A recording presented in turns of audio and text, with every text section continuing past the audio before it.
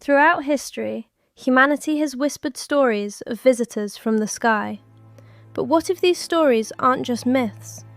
What if they were fragments of truth? As we approach the year 2026, UFO sightings worldwide are reaching record levels. Pentagon declassified documents, scientists' confessions, pilots' testimonies. But perhaps the most disturbing evidence is hidden in a text written 2,300 years ago, the Book of Enoch.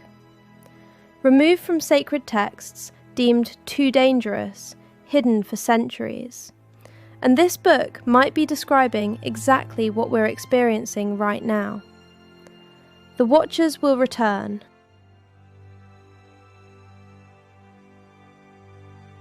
So who was Enoch?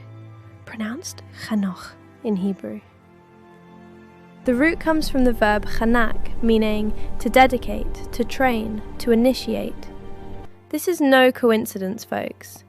Enoch is described as the first person to transmit secret knowledge to humanity. Genesis chapter 5, verse 24 says, "Enoch walked with God, then he was no more, because God took him." Pay attention to the word took. In Hebrew, lakach, the same word used for the prophet Elijah's ascension to heaven in a chariot of fire. This is a physical taking, a translocation, a transition to another dimension without dying. In Sumerian tablets, Enoch's counterpart is Enmedaranki, meaning the priest of the Lord of the heavenly temple. In Mesopotamian tradition, he is the seventh sage, just as Enoch is the seventh generation from Adam.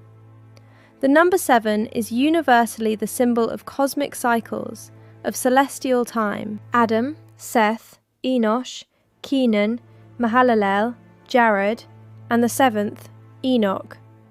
7 generations, 7 cosmic cycles, 7 keys to understanding.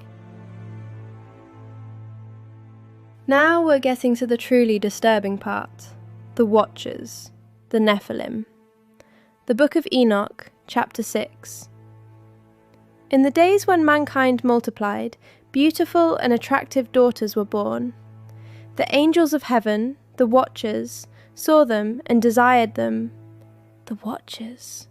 In Hebrew, Irin, in Aramaic, Egregori. Root meaning the wakeful ones, those who do not sleep. The same concept as Argus Panoptes in Greek mythology, the 100-eyed giant, the sleepless guardian. 200 angels swear an oath on Mount Hermon. The word Hermon comes from the Hebrew root cherem, meaning devoted, forbidden, cursed. This mountain stands today on the Israel-Syria border. Phoenician inscriptions found there in 1946 refer to this exact spot as the landing place of the Watchers. The names of their leaders are recorded: Azazel, Samyaza, Sariel, Ramil. So what was their crime? Genetic intervention. Beautiful human women in ancient villages. Angels watching from the heavens above. Forbidden desire crossing the boundary between celestial and earthly. Enoch chapter 7 verse 1 says, "The women became pregnant and gave birth to giant children, their height 3,000 cubits." A cubit is an ancient Mesopotamian unit of measurement, approximately 50 centimeters. 3,000 cubits, that's 1,500 meters. An exaggeration, you say? No. This number is a symbol of categorical difference.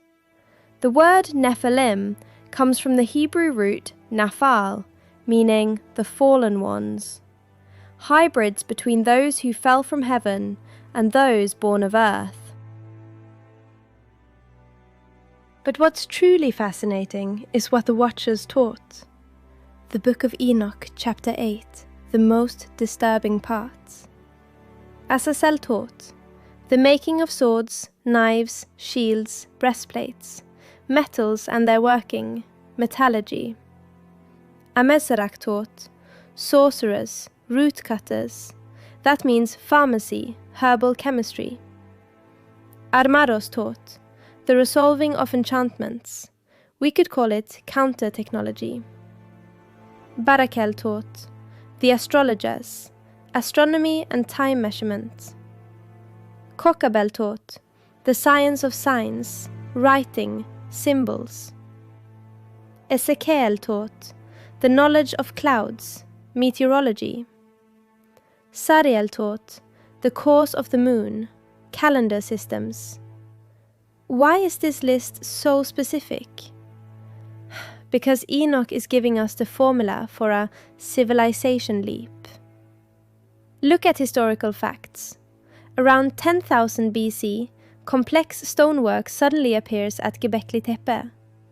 In 4000 BC, the Sumerians suddenly develop writing, the wheel, mathematics. In 3000 BC, the astronomical precision of the Egyptian pyramids emerges.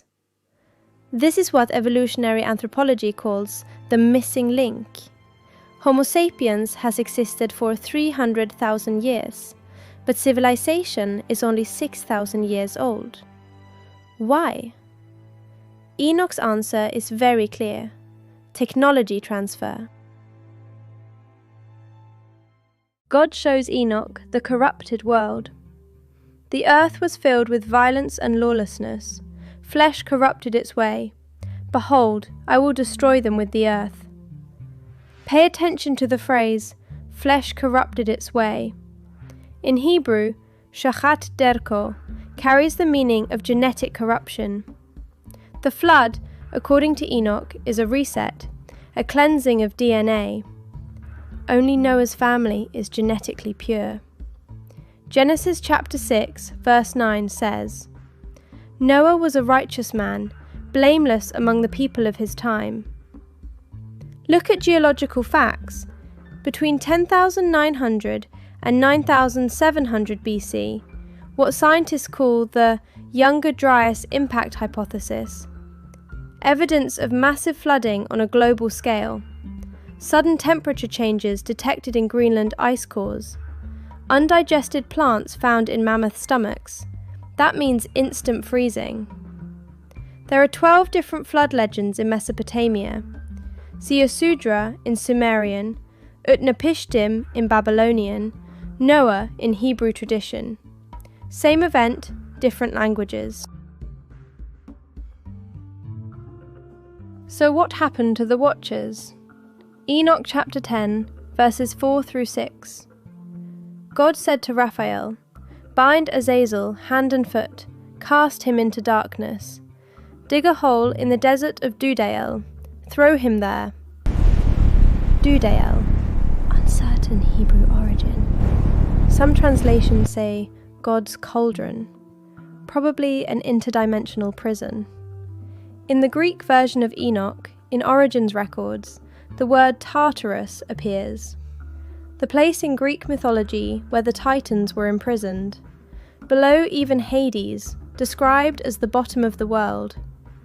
In the second letter of Peter, chapter 2, verse 4, it says, God did not spare the angels who sinned, but cast them into hell, confining them in chains of darkness. The word prison comes from the Greek verb tartaru. It appears only once in the New Testament, a direct reference to Enoch. The letter of Jude, chapter 1, verse 6, also says, And the angels who did not keep their positions of authority, but abandoned their proper dwelling, he has kept in darkness, bound with everlasting chains for judgment on the great day. But here's where a theological problem arises. If the Watchers were imprisoned, why are effects still being seen? Because Enoch chapter 10 verse 12 says, For 70 generations they shall be bound in the valleys of the earth until the end of 70 generations. Then they shall be brought for judgment. 70 generations. The Hebrew word dor can mean a generation ranging from 40 to 100 years. Calculations are done differently. If we place the fall of the Watchers before the flood and take a generation as 70 years, 70 times 70 That's 4,900 years. But some Jewish calculations use different starting points. The Qumran commentaries, meaning the Dead Sea Scrolls interpretations, tie the Watchers to the destruction of the Second Temple, year 70 AD. The 70 Jubilees calculation, a Jubilee is 50 years. 70 times 50 equals 3,500 years. Year 70 AD plus 3,500. Another calculation, the Babylonian exile, 586 BC, plus 70 Jubilees.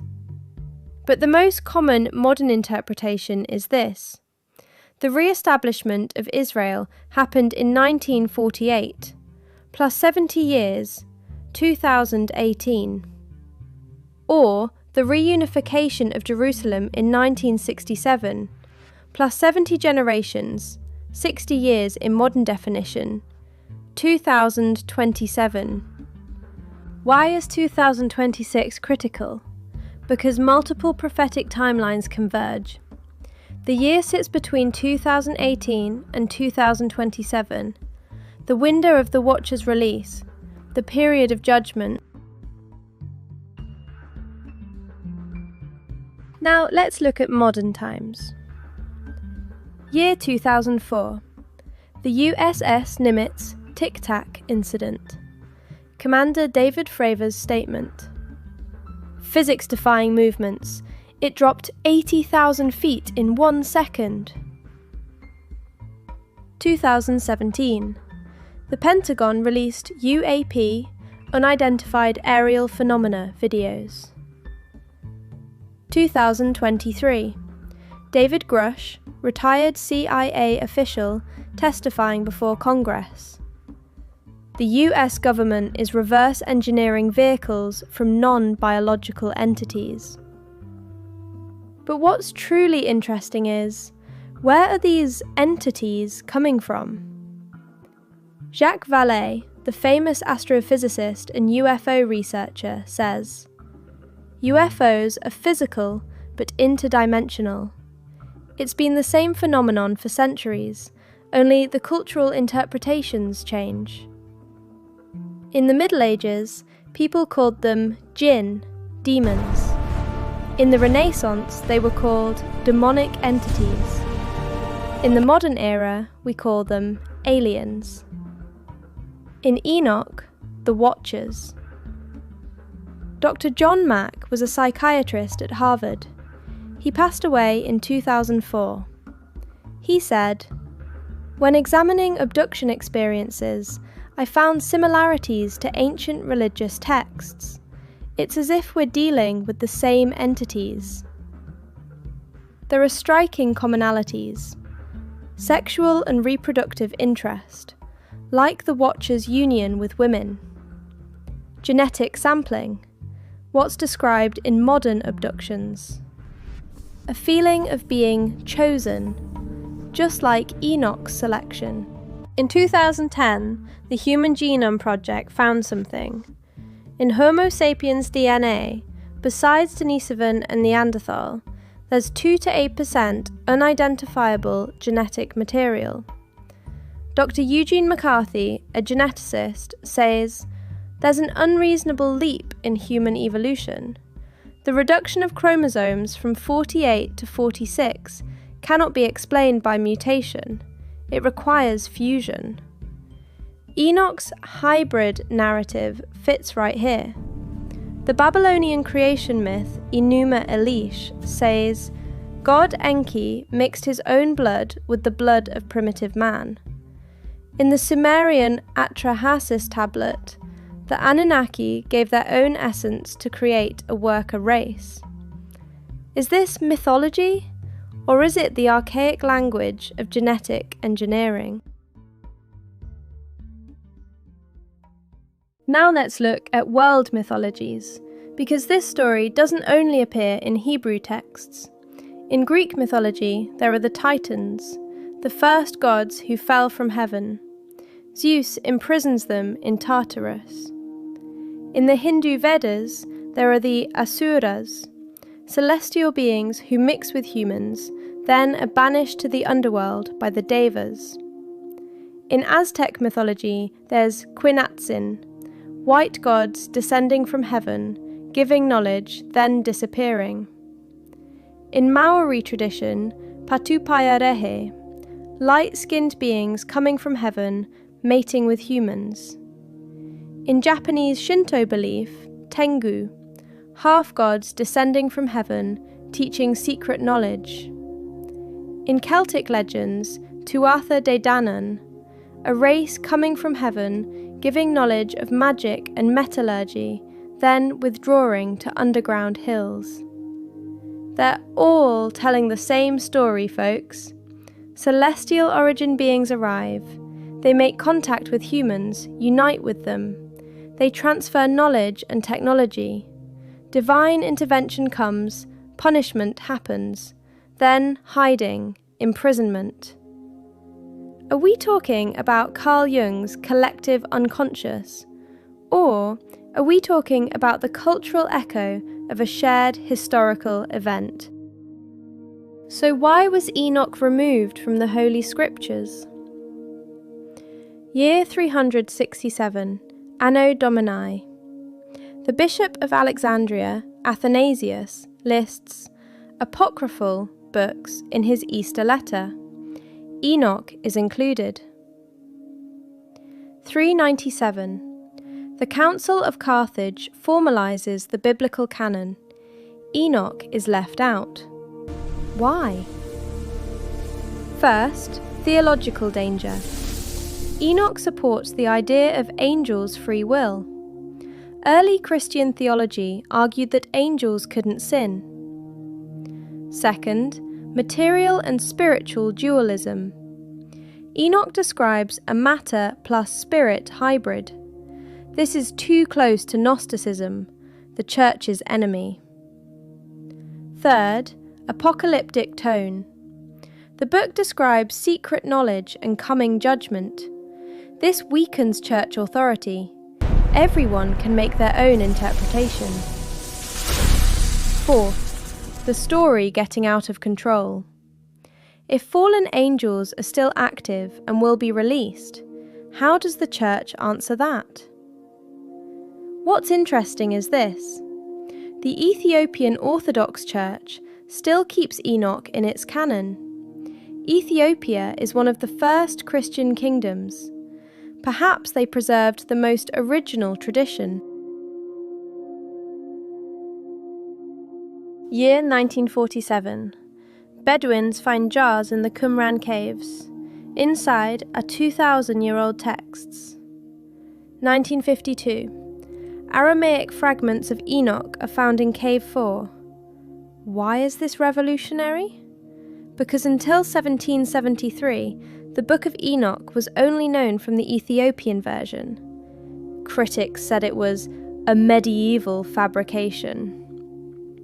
The Qumran manuscripts date between 200 and 100 BC, meaning it proves it was written before Jesus. Even more importantly, the letter of Jude in the New Testament quotes from Enoch. Jude, chapter 1, verses 14 and 15. Enoch, the seventh from Adam, prophesies about them. See, the Lord is coming with thousands upon thousands of his holy ones.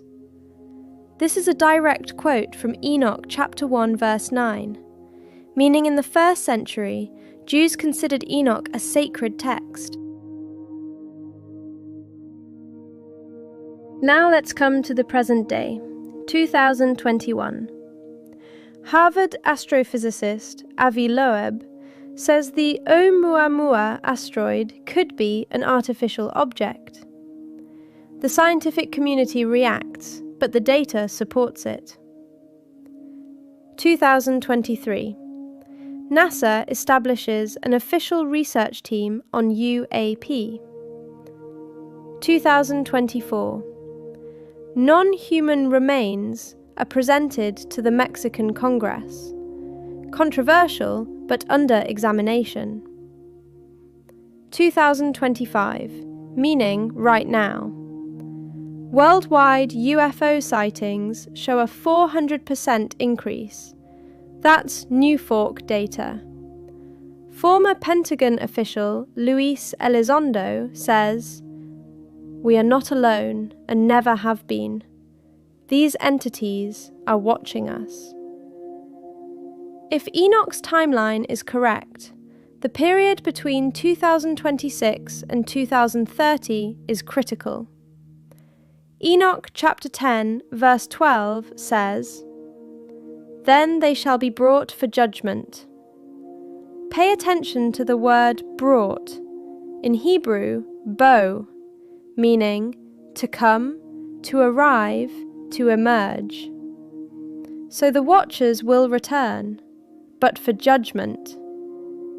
So what does this mean? There are three possibilities before us. First possibility, completely allegorical. Enoch is a moral story. The watchers symbolize human passions. Nephilim is pride. The flood is a metaphor for purification. But here's the problem. How do we explain the overlaps with geological, genetic, and archaeological data? Second possibility, psychosocial phenomenon. As Jung said, collective unconscious archetypes. UFOs are modern symbols. Watchers are ancient symbols. Manifestations of the same psychological need. But here's the problem. How do we explain physical evidence? Radars, pilots, multiple witnesses? Third possibility, literal truth but modified. A real contact happened in history, but primitive minds interpreted it as gods and angels. In modern times, we see the same phenomenon as aliens. Perhaps all concepts are inadequate.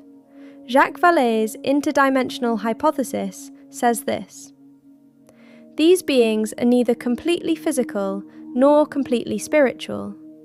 They exist in an intermediate dimension." Enoch actually says the same thing. The watchers came from the heavens, but this word in Hebrew is shamayim. It means both physical sky and spiritual dimension. So what is the Book of Enoch telling us? First, history is cyclical. Events repeat. A contact like the fall of the Watchers could happen again. Second, knowledge is dangerous. Technology transfer can corrupt society. Artificial intelligence, gene editing, neural implants. Are these the new forbidden knowledge? Third, the day of reckoning is coming. If the Watchers are real, their imprisonment period is about to end. And as Enoch says, they will return for judgment. But perhaps the real message is this. Enoch was an ordinary man, but he walked with God. He chose righteousness, and because of that, he was chosen, elevated, given knowledge. Perhaps what will return in 2026 isn't just the Watchers. Perhaps it's our awakening. Perhaps the truths hidden for so long can no longer be concealed.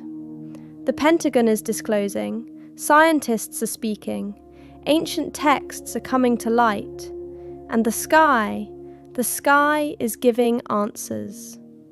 Stay awake, watch the sky. 2026 is approaching. Thank you for watching. If this resonated with you, share it with someone who needs to hear this. The truth is emerging, and we're all part of this awakening.